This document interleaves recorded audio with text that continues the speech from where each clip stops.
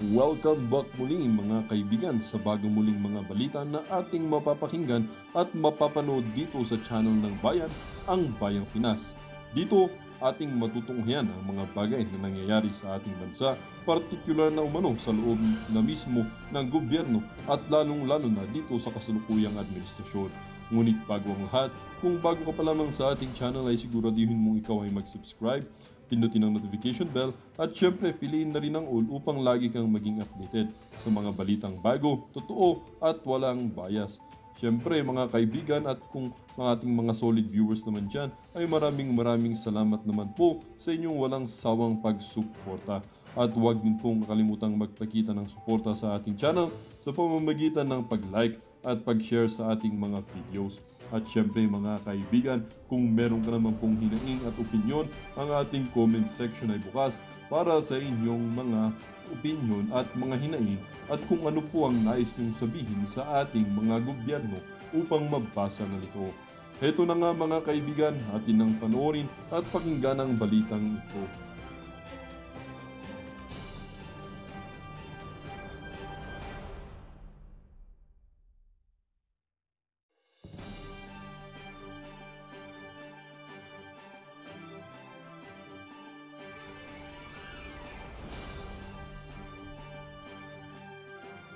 Really just becoming president and vice president.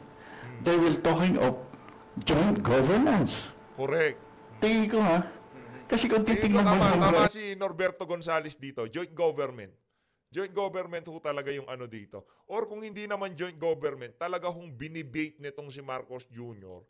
Itong si Vice President Sara Duterte sa pagbibigay ng napaka confidential fund, pagtatalaga ng napakaraming PSG, baka talagang binibate ho siya para pagka nagkataon, napakaraming mga issue na may ibabato dito kay Vice President Sara Duterte. Patapos na lang ng taon, doon mo bibigyan ng napakalaking budget at inaasahan mo na ubusin niya sa loob lamang ng ilang araw.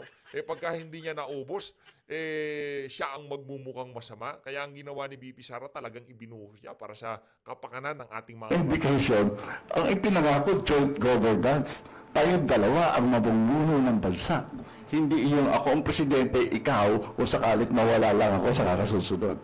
Kasi yun ang indikasyon eh. But that is against our law.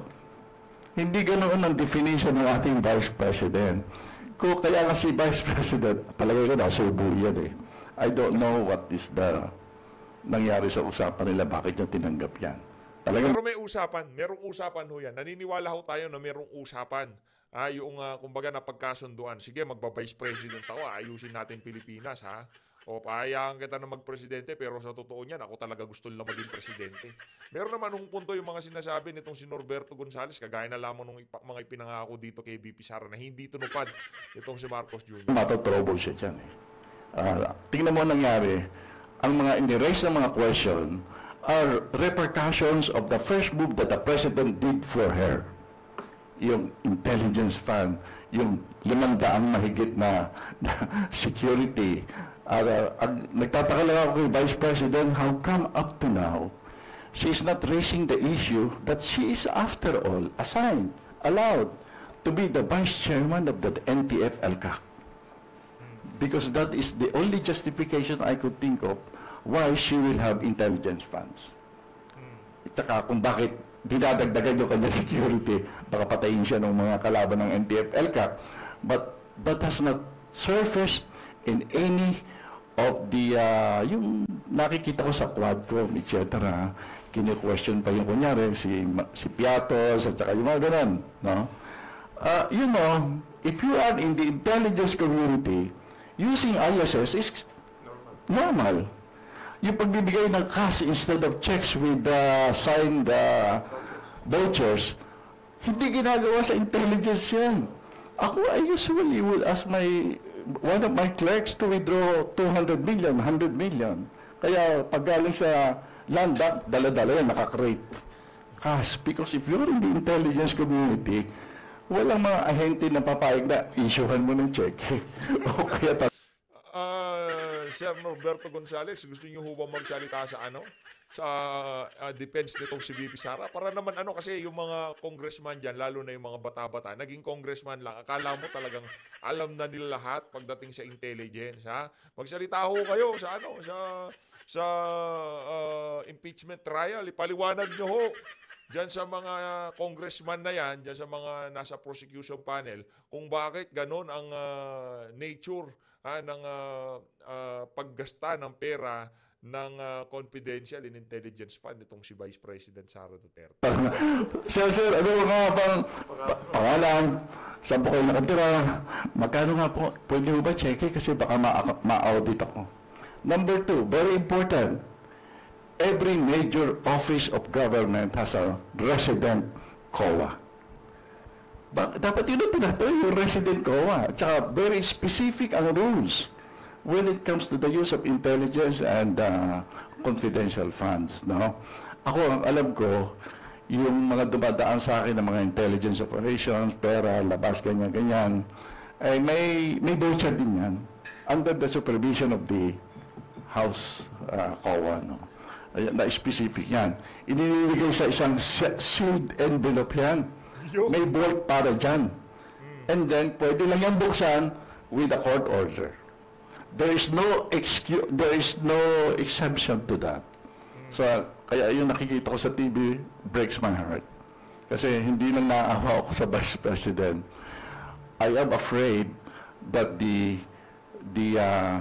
techniques of intelligence work in the Philippines is being jeopardized. Yun nga din hong kinabahala ng napakaraming mga government official doon sa ginawa ng ng Committee on Bad Government. Pinagbubuksan nila, pinaglalabas nila sa publiko yung mga bagay na dapat hindi sinisiwalat. Court order lang pala kung makakapagpabukas niyan. Pero yung nila, yung in aid of legislation nila, talagang ginamit ho nila para mailabas sa komite yung mga bagay na hindi naman dapat nalalaman ng publiko kung nandiyan sa intelligence confidential fund na yan itong si VP Sara. Ibang klase ho sila, di ba? Pinapakita sa publiko yung mga proseso. Alam mo, walang paglilingkod ng mga ahente sa atin na seryoso. Kasi takot na yan eh. Kaya tingin ko that is kaya yung pag-break ng unity, yung Vice President and President, what an unfortunate development in our country. Yung sinasabi mo, impeach. Ano po yung magiging boto niyo, sir? Number 1, salamat at very optimistic ka na makakapunta ako sa Senado. hindi ko pa siniseriyaso. Number 2, hindi pa tayo sigurado na given the kind of politics we have, masamang tayo ko kasi I happen to be a former National Security Advisor. Dami ko alam na sikreto. Kaya alam ko na dadayain ako. So, kaya hindi ako very optimistic na makakarating ako dyan. But just the same, dapat tingnan natin mabuti yan. Kasi, ang pwede lang, the earliest comparison that we can have historically speaking is the impeachment of Chief Justice Corona. Nako. Yung kay Chief Justice Corona, alam ko negosyo yun. No? Can you imagine Chief Justice Corona being impeached because of yung tinatawag nating nakalimutan ko yung isinusulat natin lahat. Yung SALED, that is not a basis for impeachment. Kasi yung SALED, natatanda ko ako, clerk ko lang ang gumagawa niyan eh. Tapos pag may question, sir, kamali po kayo, i-correct mo. And it will be corrected. Nakalimutan mo eh. But how come a simple government document was used to impeach a Chief Justice of the Supreme Court? What does this mean? Yang impeach na sinasabi, kwan lang yan eh. It's a political issue na dapat sana seryosohin natin. Because when the time comes, when we really have to get rid, for example, of a dictator, then that is one peaceful avenue for doing that. Dito sa atin, kailangan pa natin magrevolusyon para tanggalin ang isang namumuno na talagang sumisira na sa lipunan. Today, sineselebrate natin yung memory natin ng EDSA People Power Revolution of 1986. Sa akin, I want to use this day to remind those who may want regime change in the Philippines peacefully.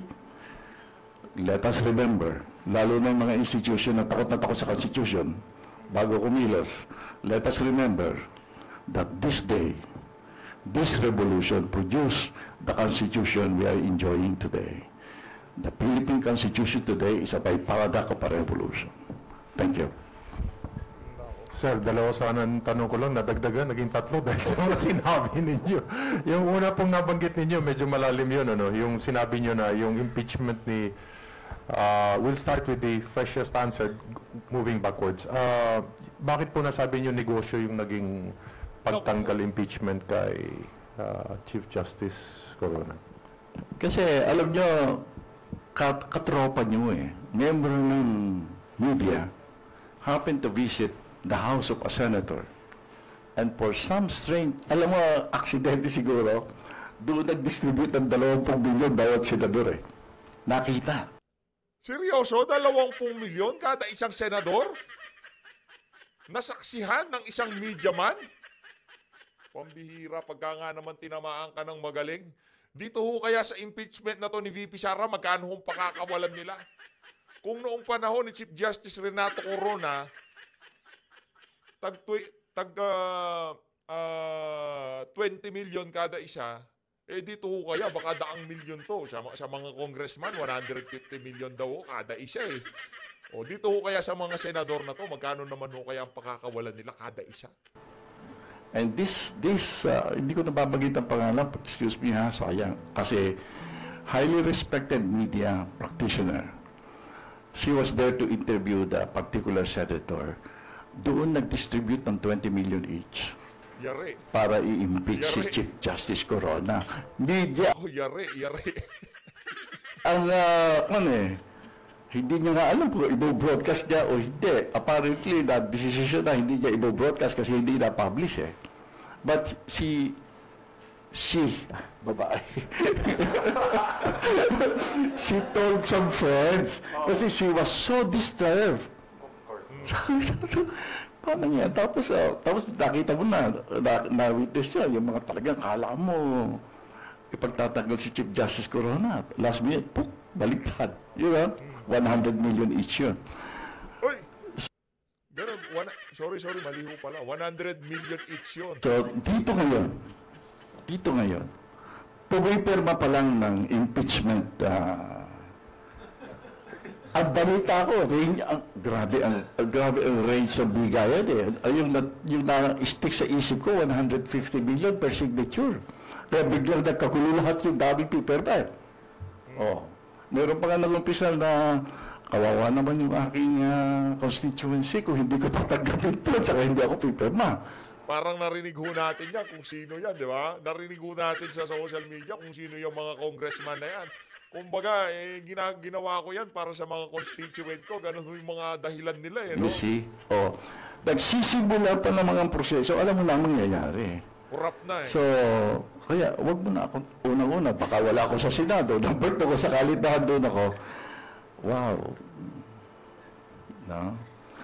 Tragedy for the nation. Tragedy for the nation. Yung Saludo dito kay Sir Norberto Gonzales. Ngayon pa lang natin narinig magsalita ito kaugnay sa mga maiinit na issue sa ating bansa. No? Kayo ho, ano hong masasabi nyo dito sa senatorial candidate na to? Hindi ho siya kasama sa ating hindi ho siya kasama sa ating listahan, pero sa lahat ng Gonzales na naririnig nating apelido sa pamahalaan na nasa loob ng politika, itong isang Gonzales na to parang nasa tamang kaisipan. Eto ho, rekta ho tayo dito kay Boy Kilay, makibalita ho tayo kung ano ng mga paghahandang ginagawa ng Senado kaugnay ho dyan sa impeachment na yan, itong si Vice President Sara Duterte. Game! Hindi, ganun pa rin. In fact, nagpalabas kami ng sulat ngayon, address sa mga miyembro ng Senado na pinapaliwanag lahat ng mga pinapaliwanag ko sa inyo nitong mga nagdaang linggo. We simply reduced it in writing, informing them, among others, of the position taken by the Senate President as part of my job to take proper order of the subject of impeachment in accordance with our rules right now. And number two, a proposed calendar of activities in connection with the impeachment. Proposed, ibig sabihin nun, isa ito sa mga tatalakayin at pagpapasahan ng Senado kapag kami nag-resume. Hindi ito nakaukit sa bato, hindi ito yung mangyayari na talaga, pero sinasabi ko na rin sa inyo, di ba, in 10 days, pag summons, para magkaroon sila ng ideya na, at nang habang recess ay matimbang na nila kung ano talaga yung gusto nila, at anong magiging pasya ng mas nakararami kaugnay niyan.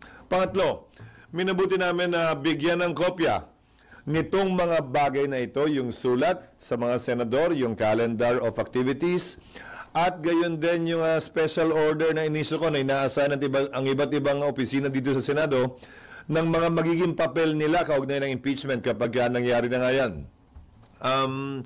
Lahat yan, pinagbigay alam din namin sa Kamara, sa pamamagitan ni Speaker Martin Romualdez at sa nasasakdal kay Vice President Sara Duterte para sa kanilang impormasyon, reference at kaalaman sa interes ng pagiging transparent. Dahil lahat ng nakasaad doon, pinag-usapan na natin at hindi naman bago at hindi sikreto. Kaya alam, minabuti na namin isulat yon at gawing formal para kung may gustong mag-question, may gustong mag-akyat sa korte, ika nga, pwede nilang gawin yan ngayon pa lamang para pag nagsimula ay tuloy-tuloy na talaga. Sir, sorry for soundbite lang. Pwede po kahit summary lang sir ng mga gawain ng mga iba't ibang office sa Senate, like Victor Rockford. Hindi ko na maalala eh. Igan naman na lang yung sulat. Ito naman. Hindi ko na maalala. Ito naman mga kababayan, pagdating dito ho kay Jesus Escudero, ang nakikita lang ho natin dito, kumbaga, as much as possible, gusto ho niya na mabigyan ng kredibilidad itong magiging impeachment trial. Pero kung babasahin ho natin ang kanyang mga sinasabi, ngayon pa lang ho, alam na ho natin kung ano magiging hatol niya kay Vice President Sara Duterte. Guilty ho si VP Sara. Yan ang sigurado natin dito. Dito kay Boy Kilay, magbabago lamang ho ang pagka ho, kung gusto nyo hong makitang magbago yung mga magiging desisyon ng mga senador na yan, kailangan ho natin iharera yung mga kandidato natin na dyan sa Senado sa 2025 midterm election. Kailangan ho nila makapasok. Kasi pagka nakapasok yung 9 senator na yan, tapos na ho, tapos na yung impeachment na yan. Ngayon, kung gusto nyo hong makatulong dito kay Vice President Sara Duterte para hindi pa nag-uumpisa, tapos na yung impeachment trial na yan, alam nyo na ho gagawin. Ikampanya ho natin yung mga kandidato nitong si dating Pangulong Rodrigo Duterte. Ipanalo ho natin lahat ng kandidato nitong si Tatay Digong para hindi pa nila naumpisahan yan. Kakatapos, disentimanong kakatapos ho ng eleksyon, tapos na ho yung impeachment na yan pagka napanalo natin lahat ng kandidato na yan. Kasi sila lang naman yung gumawa nung kinompi lang nila yung dati.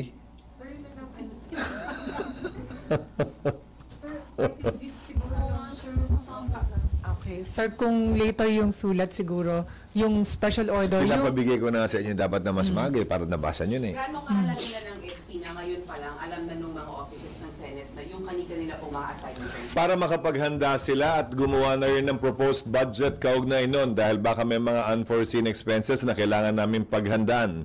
Ulitin ko, bahagi ito ng tinatawag nating quote, taking proper order of the subject of impeachment sa panig at parte ng Senate President na nakasaad, nakapaloob sa Section 1 ng Rules on Impeachment ng Senate.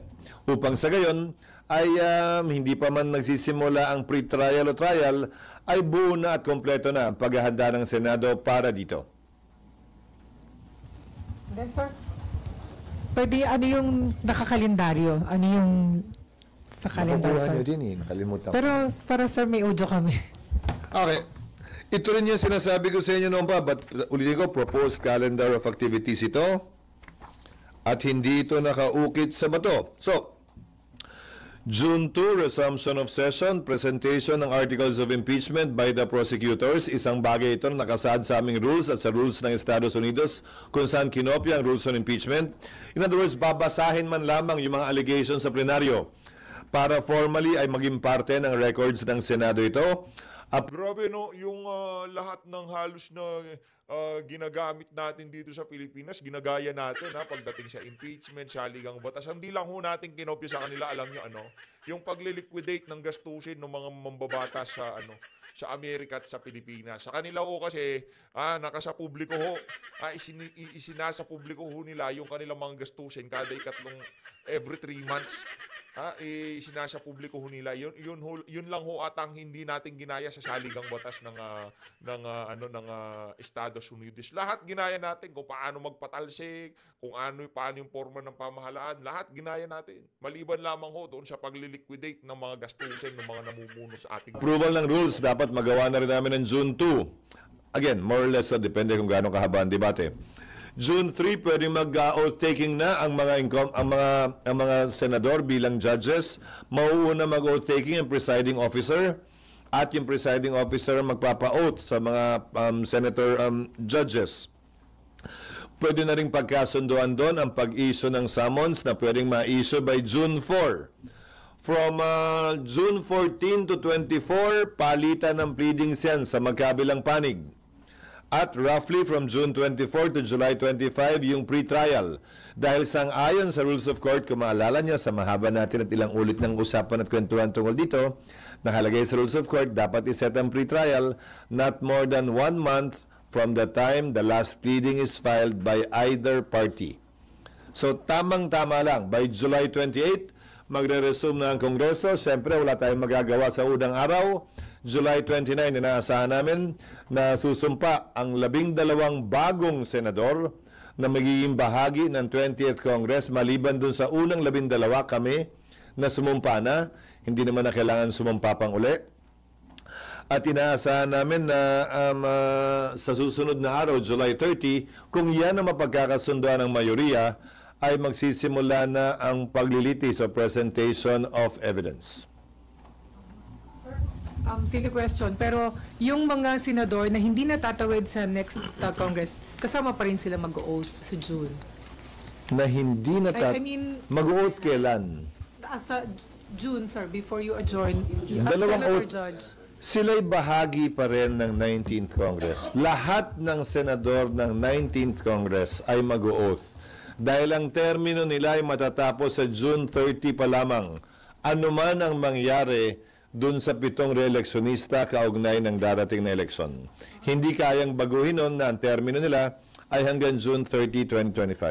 So kung July 30 yung likely na pag-trial, kailan sir mangyayari yung pag-open ng impeachment court? I mean yung magkukonvene kayo as impeachment court?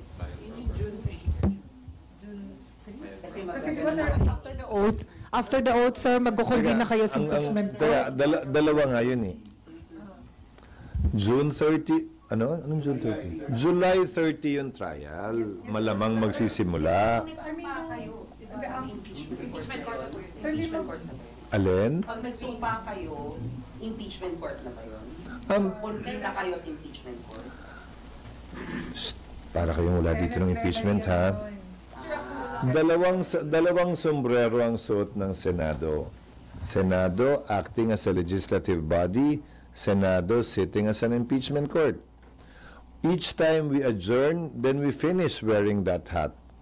Each time we resume, we will announce if we are resuming as what.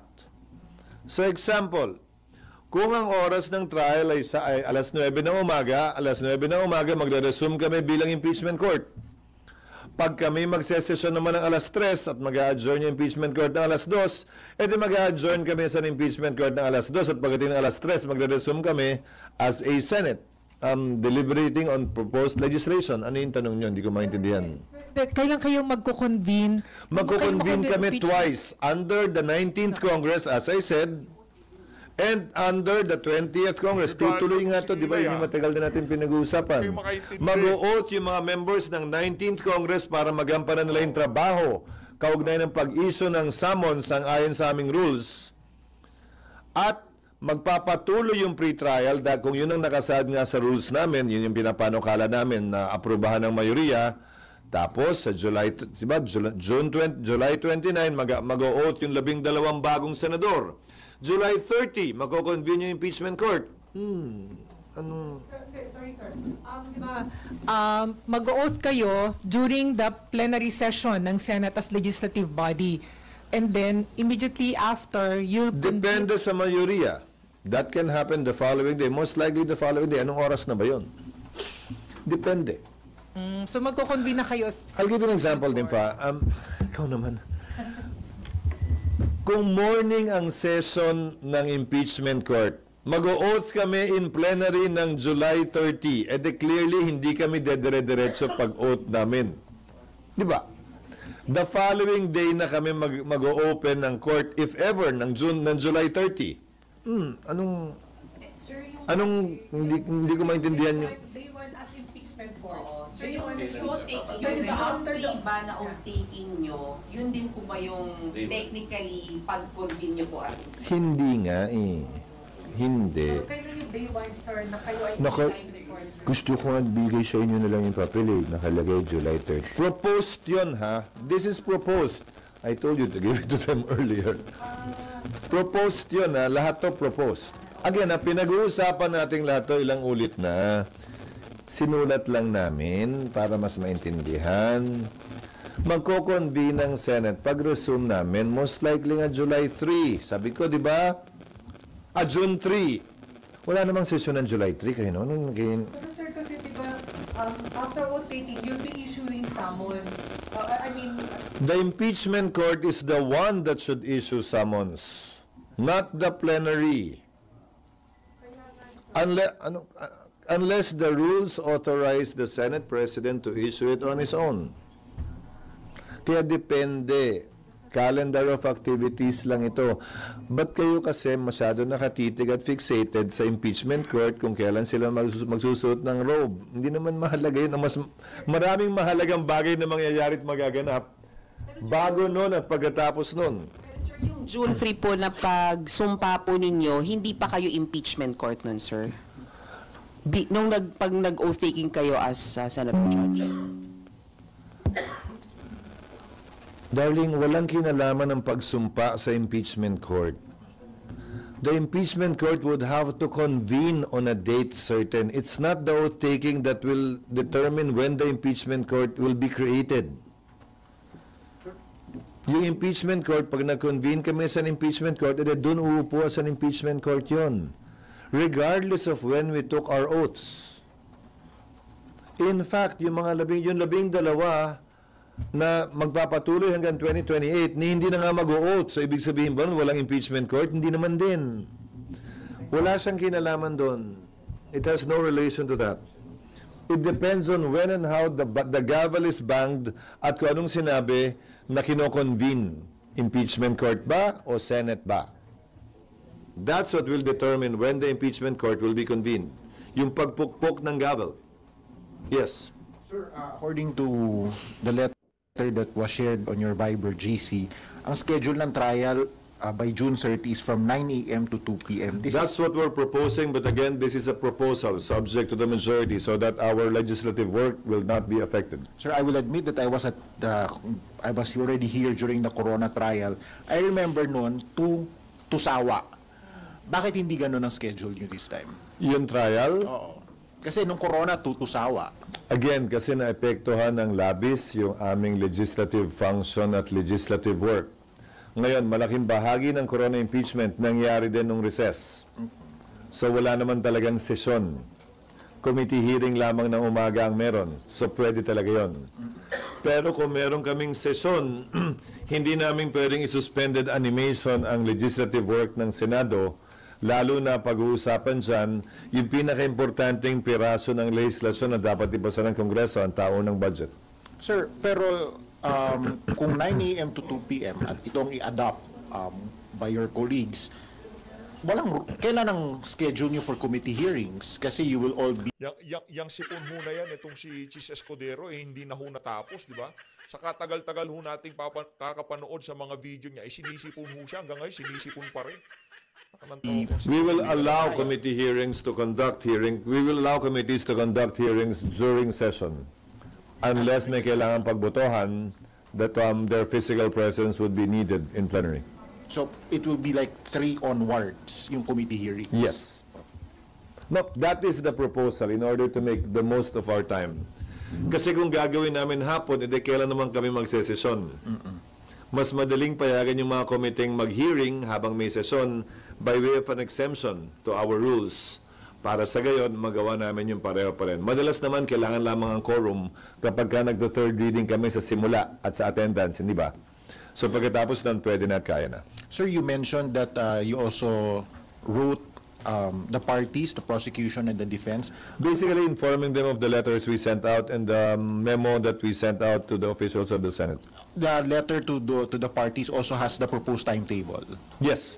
So essentially, As an kung ano- attachment to the letters to the senators. so essentially kung ano yung sinare nyo sa amin, can we get a copy of the letters to the parties?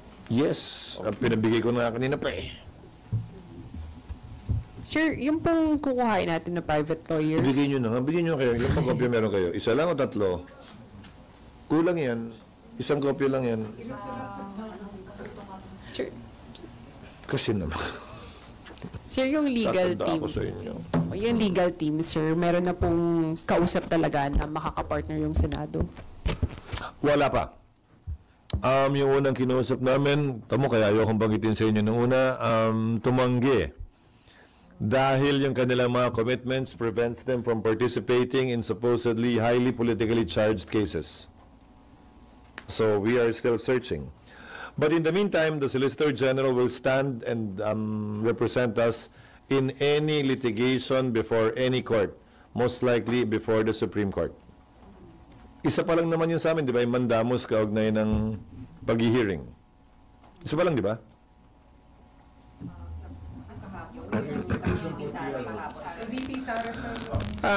Yung kay VP Sara, iintayin naming matanggap yung notice mula sa Korte Suprema. Because as I understand it, I've read the petition. There are no allegations against the Senate in the petition itself. The Senate was merely included as